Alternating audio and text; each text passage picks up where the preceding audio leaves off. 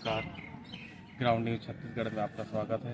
आज हम चिरमिरी के इस पावन धरा पर हैं और ECCL कर्मचारी आज हड़ताल पर हैं। चलिए जानते हैं आज वो इसलिए कर रहे हैं, सीधे उनसे बात करते हैं। धन्यवाद। सर, ये आज जो आप लोगों की स्ट्राइक चल रही है, क्या है पूरा मामला बताएंगे? ये एक्चुअल में कहते हैं भारत सरकार का मजदूर विरोधी ये एक लेबर कोड ला रही है और जिसमें श्रमिकों को आज़ादी से गुलामी की ओर ले जाने का एक प्रक्रिया है और पूरी तरीके से सरकार जो है कॉरपोरेट के हवाले कर देना चाहती है उद्योग को, जिसमें कोयला उद्योग को अगर प्राइवेट के हवाले चला गया तो आम जनता का भी जनजीवन बर्बादी की ओर ले जाएगा, क्योंकि कोयला हमारे देश में बिजली का मुख्य स्रोत है।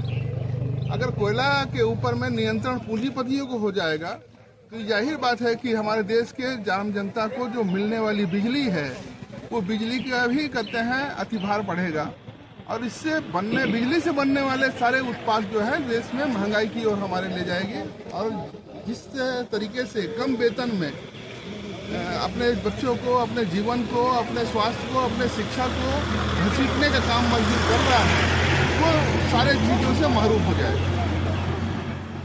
और इतना ही नहीं है, ये कॉरपोरेट के हवाले करके पूरे देश की जनता को व्यापारीकरण करने का, व्यापार चलाने वाले पूंजीपतियों के अधीनस्थ कर देना चाहती है।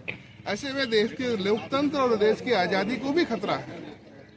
इसीलिए ये हड़ताल हम सिर्फ लेबर कोड के खिलाफ ही नहीं कर रहे हैं, केंद्र सरकार के हर उस नीतियों के खिलाफ कर रहे हैं जिससे मजदूर और जनता, किसान सारे लोग प्रभावित होते हैं। ऐसे हमारा ये हड़ताल का मैसेज है।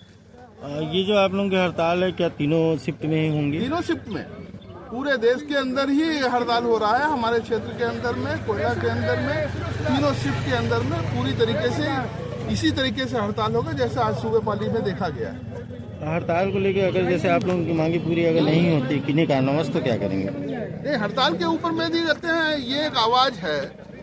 जिस तरीके से भगत सिंह ने लेबर कानून को खिलाफ में असेंबली में बम फोड़ा था, ये धमाका करके सरकार को, उस समय अंग्रेजी सरकार को जगाने की कोशिश किया था। इस मजदूरों का ये आंदोलन का, इस हड़ताल का एक धमाका ही है देश की सरकार को जगाने के लिए, देश की सरकार को ये बताने के लिए कि आप जो है कॉरपोरेट पक्ष में अपने काम को बंद कर मजदूर और जनता के खिलाफ में कोई कानून न लाएं। अगर ये सरकार इस आंदोलन से भी नहीं जागती है या नहीं मानती है, मजदूरों की आवाज़ को इग्नोर करने की कोशिश करती है, तो आगे देश के अंदर में बहुत ज़्यादा और बहुत बड़े पैमाने पर आंदोलन विकसित होगा। Thank you.